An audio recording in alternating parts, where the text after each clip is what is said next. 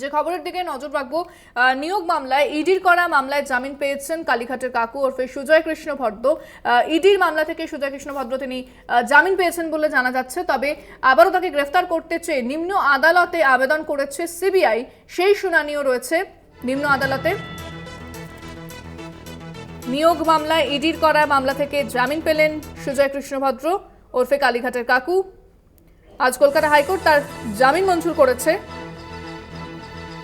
তবে কালীঘাটের কাকুকে আবারও অ্যারেস্ট করতে চেয়ে আবেদন করেছে সিবিআই, নিম্ন আদালতে তারা আবেদন করেছিল।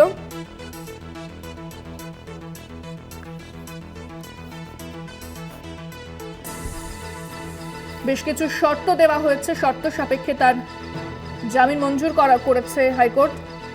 মামলার সঙ্গে যুক্ত কোনো তথ্য প্রমাণ নষ্ট করা যাবে না, সাক্ষীদের প্রভাবিত করা যাবে না, পাসপোর্ট জমা রাখতে হবে, আদালতের অনুমতি ছাড়া রাজ্যের বাইরে যেতে পারবেন না সুজয় কৃষ্ণ ভদ্র, নিম্ন আদালতের এলাকার বাইরেও যেতে পারবেন না তিনি। শর্ত সাপেক্ষে জামিন দেওয়া হয়েছে কালীঘাটের কাকুকে, যেখানে বেশ কিছু শর্ত দেওয়া হয়েছে। বলা হচ্ছে মামলার সঙ্গে যুক্ত কোনো তথ্য ও প্রমাণ নষ্ট করা যাবে না, সাক্ষীদের প্রভাবিত করা যাবে না, পাসপোর্ট জমা রাখতে হবে, আদালতের অনুমতি ছাড়া পশ্চিমবঙ্গের বাইরে যেতে পারবেন না কালীঘাটের কাকু, নিম্ন আদালতের এলাকার বাইরেও যেতে পারবেন না তিনি। 1.5 বছর আগে নিয়োগ মামলায় কালীঘাটের কাকু ওরফে সুজয় কৃষ্ণ ভদ্রকে গ্রেফতার করেছিল ইডি। তার কণ্ঠস্বরের নমুনাও সংগ্রহ করা হয়েছিল, সেই থেকে তিনি জেলবন্দী ছিলেন। তবে আবারও জামিনের আবেদন করা হয়েছিল হাইকোর্টে, সেই জামিন মঞ্জুর করেছে আদালত।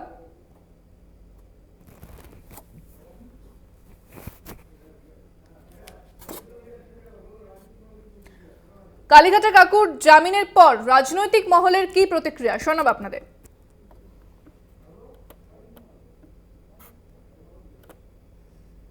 ঘটনাটা হচ্ছে, ভারতীয় নাগরিক হিসেবে প্রত্যেকের আত্মপক্ষ সমর্থনের জায়গা আছে এবং ভারতীয় কোর্ট সিদ্ধান্ত নেয় কাকে জামিন দেবে কাকে দেবে না ইত্যাদি ইত্যাদি। তো সেখানে জামিন দিয়েছে, ভারতীয় কোর্টের যে আদেশ সেটাকে বিরোধীদেরও মানতে হবে। তাদের গায়ে জ্বালা ধরছে কেন এখনো আমি বুঝতে পারছি না। জামিন একটা স্বাভাবিক প্রক্রিয়া, কিন্তু এই জামিন আমাদের মধ্যে হতাশা সৃষ্টি করে, কারণ এই ধরনের আসামিকে আমরা সমাজের মধ্যে দেখতে চাই না। কিন্তু হতাশা আছে, অস্বীকার করার কোনো জায়গা নেই।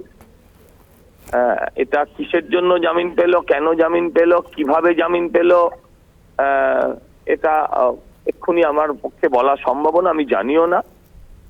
তবে এই জামিন অনাস্থা সৃষ্টি করবে সিবিআই এর প্রতি, ইডির প্রতি, এটা বলতে পারি। গ্রস্ত লোকেরা আস্তে আস্তে সবাই জামিন পাবে।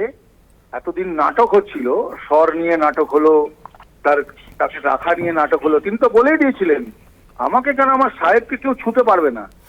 তো সিবিআই এর ইডির যে কত মুরদ সেটা আমাদের জানা আছে, কারণ দিল্লির দাদার নির্দেশে তৃণমূলের দুর্নীতিগ্রস্ত নেতাদের টিকিও ছুঁতে পারবে না এ রাজ্যের সিবিআই ইডি।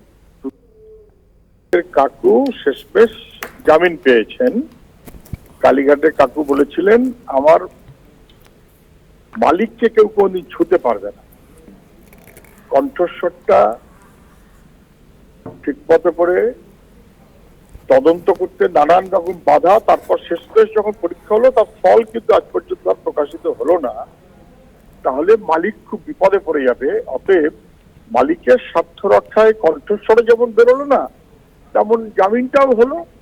না বুঝবার কোনো কারণ নেই। এটাই মমতার রাজ্যে আমরা পশ্চিমবাংলায় আছি, মোদির দেশে আমরা ভারতবর্ষে আছি।